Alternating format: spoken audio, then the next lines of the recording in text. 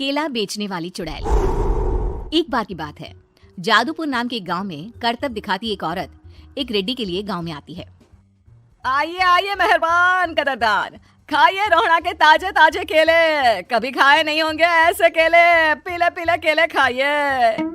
ये कहकर रोहड़ा हाथों में 4 केले लिए उन्हें सर्कल में जोर जोर से हवा में उछालती हुई करतब दिखाती है, जिसे देखकर आसपास के सारे बच्चे अपने अपने मम्मी पापा से उस औरत के पास जाने की जिद करने लग जाते हैं।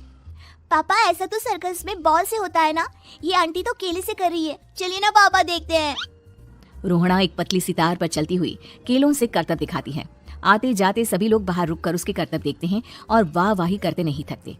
जैसे ही एक आदमी पास आकर उसे पैसे देने लग जाता है, तब वो कहती है, अरे नहीं नहीं साहब, मैं करतब तो बच्चों के मन को बहलाने के लिए करती हूँ, धंधा तो मेरा केले का है।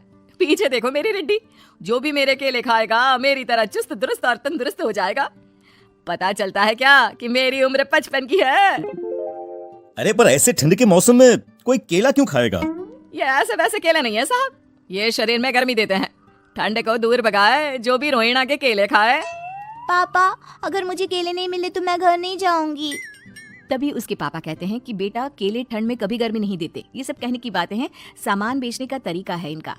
पर पिंकी नहीं मानती। मैं केले खाऊंगी। पिंकी की जिद के आगे नत्थू हार जाता है और उसे केले खरीद कर दे देता है। पिंकी खुश होकर केले घर ले आकर खाती है। अब मैं भी करतब करूंगी, कितना मजा आएगा, जादुई केले। पिंकी पहला केला खत्म भी नहीं करती कि वो बेहोश हो जाती है। दूसरे केले से एक काला धुआं आता है और रोहड़ा चुड़ैल बनकर बाहर निकल आती है। मेरे भूतिया केले बच्चे न खाए, ऐसा हो ही नहीं सकता। जादूपुर वालों, कब तक बचोगे? आ गई हूँ मैं रोहड़ा, जिसका कोई नहीं कर सकता सामना। रोहड़ा पिंकी को गोद में उठाकर काले धुएं में कहीं गायब हो जाती है। शाम के वक्त नत्थू घर लौटता है और पिंकी को घर में ना पाकर उसकी माँ से कहता है, माँ पिंकी कहाँ है? अरे बेटा, उसे तो तू सुबह करतब दिखाने ले गया था ना, फिर कहाँ वापस आए तुम दोनों? मुझे लगा तू उसे अपने साथ मंडी ले गया होगा। हे भगवान, मेरी बच्ची कहाँ गई? मैं उसे घर ही तो छोड़कर गया था माँ। नत्थू गांव के घर कोने में अपनी बेटी को ढूंढता है, पर उसे वो कहीं नहीं मिलती। परेशान होकर आके रो रो कर नत्थू हिम्मत हार कर घर लौट आता है। अगली सुबह रोहड़ा फिर से करतब दिखाने आती है और इस बार पिंकी की तरह रोनी केले खरीद लेता है। 50 रुपए दिए थे पापा ने, सारे पैसों की मैंने केले खरीद लिए हैं। अब मैं भी आंटी की तरह ही करतबबाज बन जाऊंगा। यही सोचते हुए रोनी केले खाता है और पहला अकेला केला आधा खत्म भी नहीं करता कि चुड़ैल उसके सामने आ जाती है। मेरे साथ चलने का समय आ गया है रोनी। ये तो बस शुरुआत है। अब इस गांव के सारे बच्चे धीरे धीरे मेरे कब्जे में होंगे, एक बच्चा भी नहीं बचेगा। ये कहकर रोना रोनी को गोद में लेकर काले धुएं में अदृश्य हो जाती है।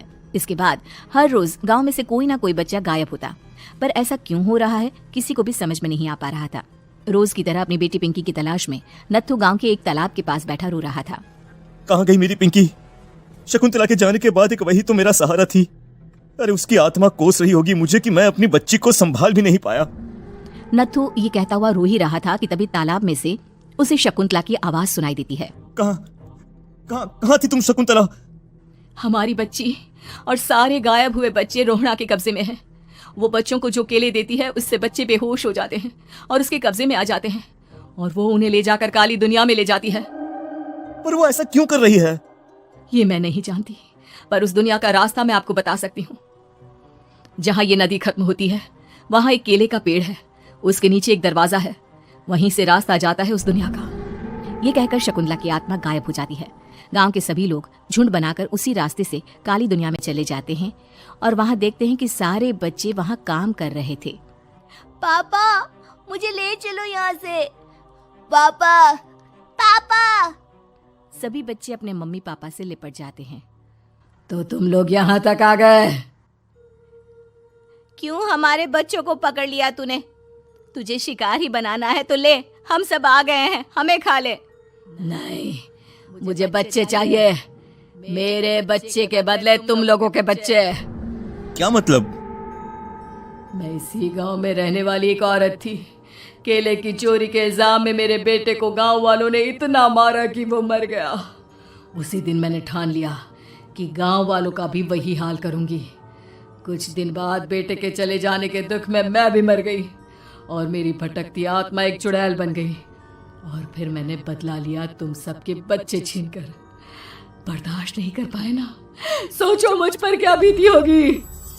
हमें माफ कर दो रोना, पता नहीं ये किसकी गलती थी पर हम सभी माफी मांगते हैं।